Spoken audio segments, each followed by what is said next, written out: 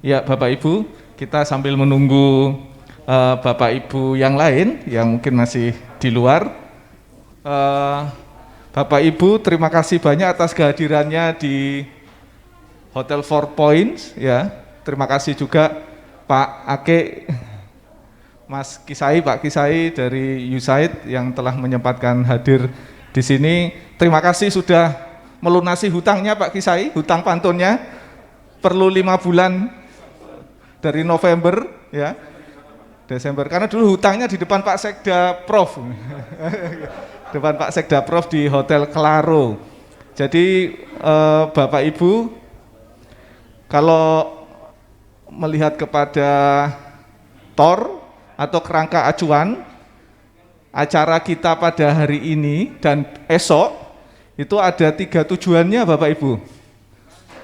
Yang pertama, mensosialisasikan program erat itu sendiri, ya, mensosialisasikan program erat.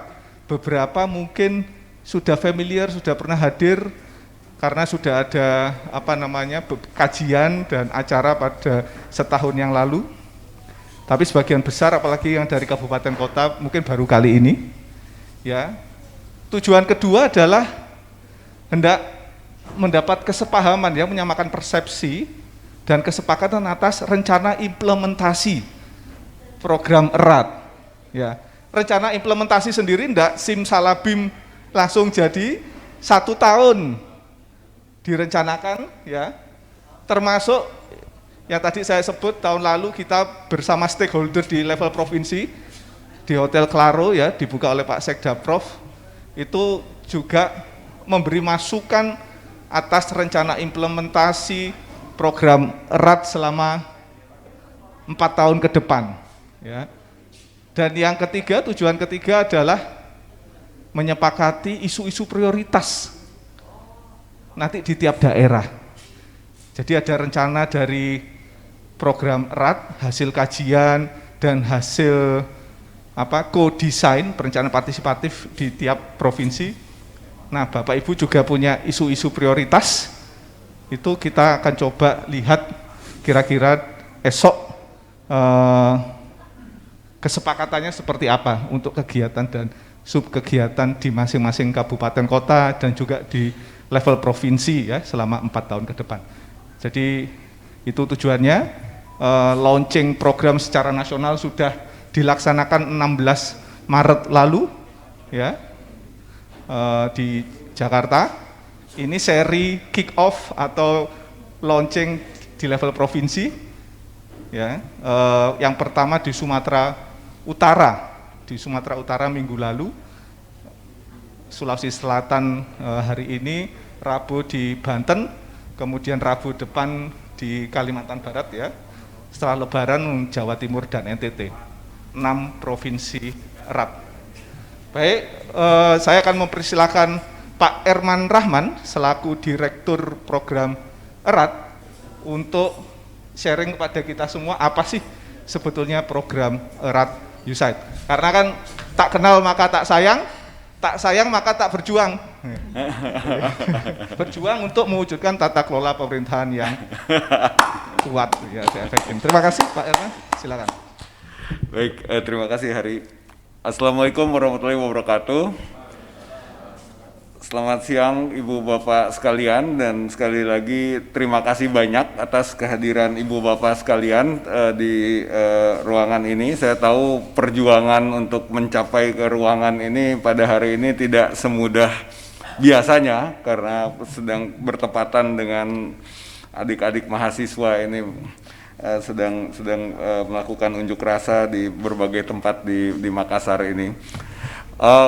Sebelum saya mulai presentasi saya, mohon izin untuk menyampaikan permohonan maaf dari Ibu Bapak dari Pusat Fasilitasi Kerjasama dari Sekretariat Jenderal Kementerian Dalam Negeri. Jadi tim dari Fasker mungkin belum bergabung bersama kita, masih dalam perjalanan. Dan tadi sebetulnya Pak Kepala Pusat Fasilitasi Kerjasama dijadwalkan untuk bergabung via Zoom, bergabung bersama kita lewat Zoom, tetapi mendadak ada agenda lain yang tidak bisa ditinggalkan. Jadi saya menyampaikan permohonan maaf yang sebesar-besarnya dari Ibu Bapak dari Pusat Fasilitasi Kerjasama Kementerian Dalam Negeri yang merupakan executing agency dari program USAID RAT ini. Baik, mungkin saya untuk mempersingkat waktu, saya coba langsung mencoba mempresentasikan mengenai informasi singkat program USAID RAT ini, dan kepada Pak Aki, Pak Kisai, Ibu Bapak yang mungkin sudah pernah melihatnya lebih dari satu kali, mohon kesabarannya Pak. Dan semoga ini bisa menjelaskan sebetulnya RAT ini seperti apa selain yang tadi telah disampaikan oleh Pak Kisai dan Pak Asda juga tadi dalam pembukaan acara ini.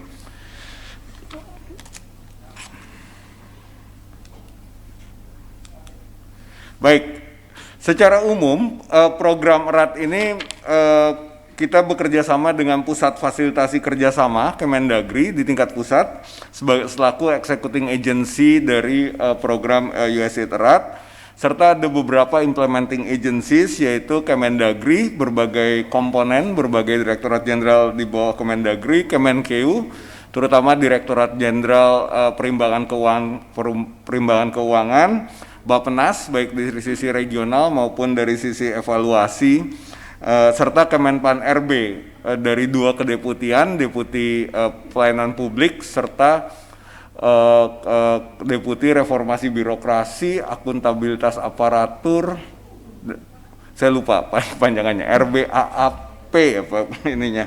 Tapi ada berbagai kementerian di tingkat pusat yang menjadi mitra dalam pelaksanaan program RAT ini. Kami sendiri dari Asia Foundation yang bermitra dengan ICMA, ICMA yang International City County Management Association yang menjadi mitra pelaksana USAID dalam program RAT ini. Seperti telah disampaikan sebelumnya, ada 3 komponen program RAT ini. Yang pertama adalah penyempurnaan yang dilakukan pada tahun yang lalu, implementasi yang kita mulai sekarang, serta ada juga short term technical assistance atau asistensi teknis jangka pendek. Program ini dimulai pada bulan Januari 2021 untuk kemudian berakhir sampai Januari 2026 dengan total pagu anggaran sebesar $38,5 juta. Baik, seperti telah disampaikan oleh Pak Kisai tadi, saya tekankan sekali lagi adalah bahwa tujuan program RAT adalah masyarakat Indonesia memperoleh manfaat dari pemerintah daerah yang efektif melalui peningkatan mutu pelaksanaan kebijakan dan penyediaan layanan di daerah. Memang kata daerah, kebijakan, dan layanan ini 3 kata kunci yang ada dalam program RAT. Dan tujuan ini diharapkan bisa dicapai melalui 3 hasil antara. Yang pertama adalah keselarasan antara kebijakan nasional dan daerah. Dan ini mungkin agak lain dengan program, mungkin Ibu Bapak familiar dengan program USAID kinerja sebelumnya, dengan program dari DFAT Australia, Kompak, yang lebih fokus pada perbaikan layanan di daerah itu sendiri, sementara kita memang ada satu komponen yang cukup signifikan, yaitu antara koherensi antara kebijakan nasional dan daerah. Nah, hasil antara yang kedua adalah kinerja penyediaan layanan publik di daerah menjadi lebih baik, serta ketiga adalah alokasi dan pelaksanaan anggaran untuk layanan publik di daerah yang menjadi lebih baik. Seperti saya sampaikan tadi, tingkat pusat kita bekerja sama dengan executing agency dan berbagai implementing agencies. Nah, di daerah kita di tingkat provinsi kita ada koordinator provinsi yang mungkin saya perkenalkan saat ini, Mbak Sinta, silakan berdiri yang ada di ujung sana. Beliau baru bergabung hari ini ya. Hari ini adalah hari pertama beliau. Jadi mohon bersabar kalau beliau bilang nggak tahu, belum tahu gitu kan. Tapi insya Allah seminggu lagi udah tahu segalanya. Jadi mudah-mudahan Sinta akan tahu lebih banyak lagi. Dan selain itu juga di tingkat provinsi ada short term technical assistance kami, Pak Sarwan. Ada di sini nggak? Oh, lagi sholat. Oke, terima kasih Kak Ros. Serta tentunya ada berbagai teman-teman kita di tingkat di Provinsi Sulawesi Selatan ini yang nantinya akan bekerja sama, berkoordinasi dengan Ibu Bapak dari pemerintah provinsi, baik untuk konsultasi implementasi program seperti yang kita sedang lakukan sekarang, melaporkan perkembangan program, melakukan pemantauan dan evaluasi kolaboratif, dan komunikasi dan koordinasi. Dan mungkin dalam kesempatan ini juga kami perlu mengingatkan kembali kepada Ibu Bapak dari pemerintah Provinsi Sulawesi Selatan bahwa kami berharap bahwa Provincial Coordinator dan timnya itu nanti bisa duduk bekerja di kantor yang di ruang kantor yang disediakan di pemerintah Provinsi Sulawesi Selatan. Hal yang sama juga akan kami lakukan di tingkat kabupaten kota, di mana kami akan memiliki fasilitator kabupaten kota di masing-masing kabupaten kota yang diharapkan juga bisa duduk berkantor di salah satu OPD atau di sekretariat daerah di masing-masing kabupaten kota. Jadi mohon kesediaan Ibu Bapak untuk dapat menetapkan dan menyediakan ruang kantor di masing-masing tingkatan tadi.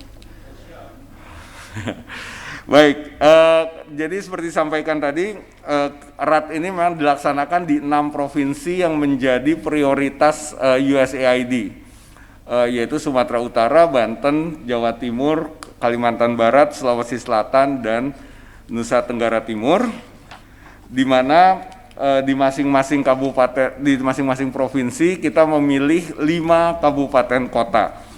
Nah, proses pemilihan kabupaten kota ini yang pertama adalah kami mencoba membangun yang namanya indeks pembangunan erat, indeks komposit dari pertumbuhan ekonomi, tingkat kemiskinan, IPM, indeks pembangunan manusia, serta indeks pembangunan gender, di mana kondisi di masing-masing daerah itu dibandingkan dengan daerah lain di dalam masing-masing provinsi.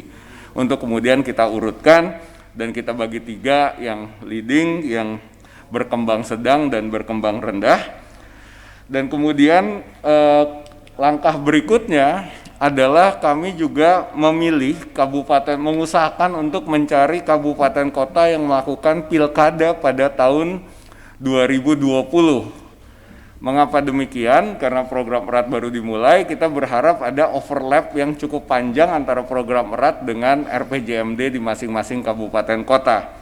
Jadi kalau di Sulawesi Selatan, kalau tidak salah, setengah dari 24 kabupaten kota di Sulawesi Selatan ini masuk ke dalam kategori tersebut.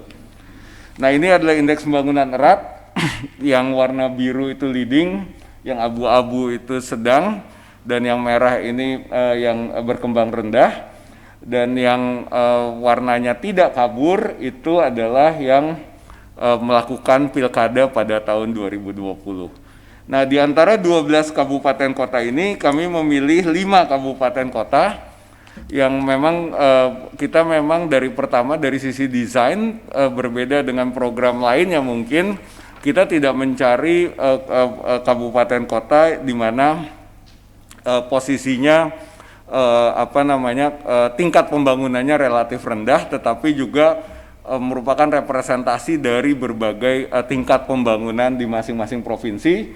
Jadi ada Kota Makassar baru yang relatif maju dibanding kabupaten kota lain di Sulawesi Selatan, ada Goa yang relatif mewakili tingkat menengah, serta Kepulauan Selayar dan Luwu Utara yang mewakili yang perkembangannya relatif masih rendah. Nah, adapun kriteria pertimbangan dalam pemilihan 5 kabupaten erat ini, yang pertama adalah indeks erat yang telah saya sampaikan tadi. Yang kedua adalah keterwakilan, kalau di Sulawesi Selatan ini namanya wilayah pembangunan kalau tidak salah, WP. Jadi ada WP Makassar dan WP Makassar diwakili Makassar dan Goa, ada WP Parepare diwakili Baru, WP Palopo Luwu Utara, serta WP Bulukumba diwakili oleh Kepulauan Selayar. Tentunya kami juga melihat sebaran subkultur, ethnic group, serta aspirasi provinsi, terutama memang pemerintah provinsi pada saat kita melakukan co-design berapa bulan yang lalu, 5 bulan yang lalu, pihak provinsi sangat menekankan keterwakilan wilayah pembangunan ini.